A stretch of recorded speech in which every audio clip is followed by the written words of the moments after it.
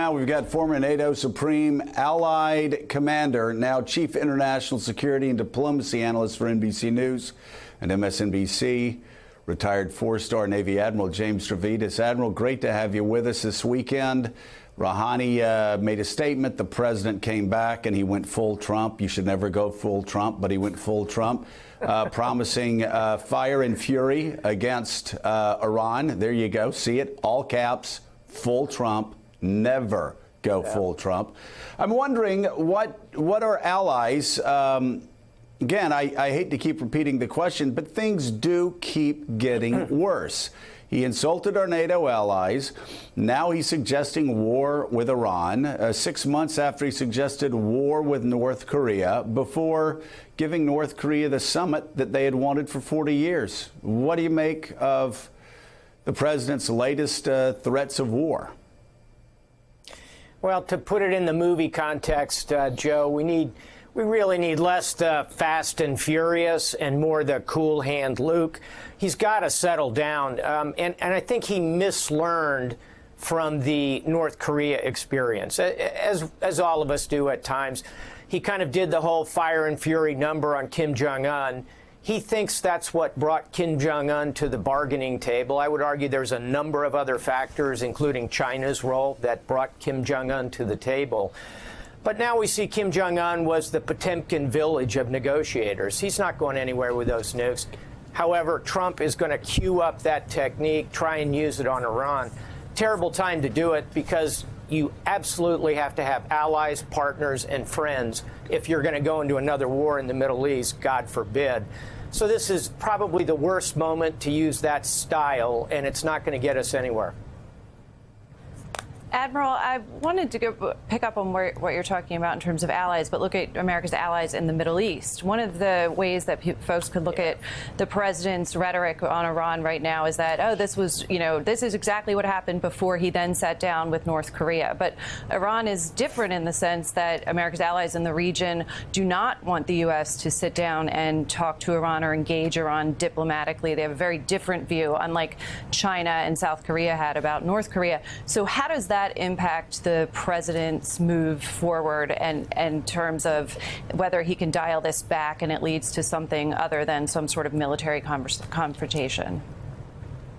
No, you're absolutely right to raise that. And it's sort of two legs of a partnership in the Middle East, right? It's the Sunni allies led by our close partners in Riyadh, particularly Crown Prince Mohammed bin Salman. And, of course, it's Israel, the democracy in the region, and our closest ally, partner, and friend. Interestingly, those two are kind of moving close together, but neither of them is looking for a war with Iran. And I think that we need to really watch this as in two dimensions. One is Saudi and Israeli cooperation in intelligence, in missile defense, in cyber. And secondly, it's the Arabian Gulf. It's that body of water in between Saudi Arabia and Iran that is going to be the potential flashpoint, because here's the punchline, and here's what drove that tweet. The Iranians are talking about closing that waterway and choking off oil if they are sanctioned. If they do that, and they've done it before, they did it in the 80s, they did it in the 90s. If they do that, can you spell gas prices rising and disruption in the oil markets? That's what's causing this visceral reaction from President Trump. And it is a very dangerous game of chicken to be playing. So, Admiral, so we see from the president this kind of contrast or this conflict internally. He wants more conflict. He's bellicose, and he rattles his saber. At the same time, he takes fewer efforts and fewer pains to keep our allies close. So what's the end game here if we're going into more conflict and more conflict with fewer and fewer friends? Yeah, unfortunately, America First is starting to turn into America Alone. And it's not just the NATO piece of it in the NATO summit, as we pointed out. It's that G7 summit in Charlevoix, Canada. And here's a news flash. We've got the G20 coming up. So now we've got an opportunity to break relations not only with the 7 leading economies in the world, but the top 20.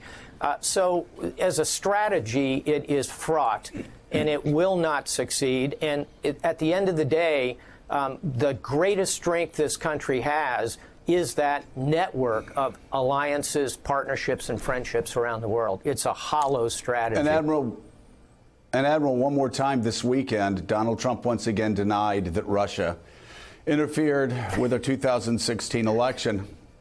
I mean, if you're Dan Coats, if you're Gina Haspel, if you're in the intel community, what do? Just keep putting out statements, letting the world know what the world already knows, that the President of the United States is lying?